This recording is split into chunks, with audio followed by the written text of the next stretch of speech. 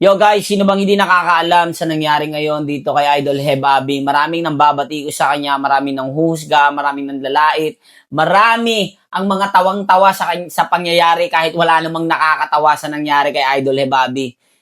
Bagkos na inyo siyang ninusgan, ba't di nyo nalang ipagdasal na yung taong to ay makabounce back at makarecover ulit, di ba? Bakit yung iba parang tuwan-tuwa kapag nakikita nila yung tao na naghihirap, nakikita nila yung tao na napapahamak, 'di ba?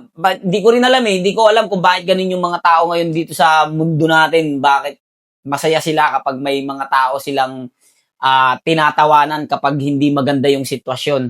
Dapat nga sa mga ganitong sitwasyon, ipagdasal natin na sana maging maayos yung kanyang sitwasyon at malampasan niya kung ano man yung problema na pinagdadaanan niya ngayon, di ba?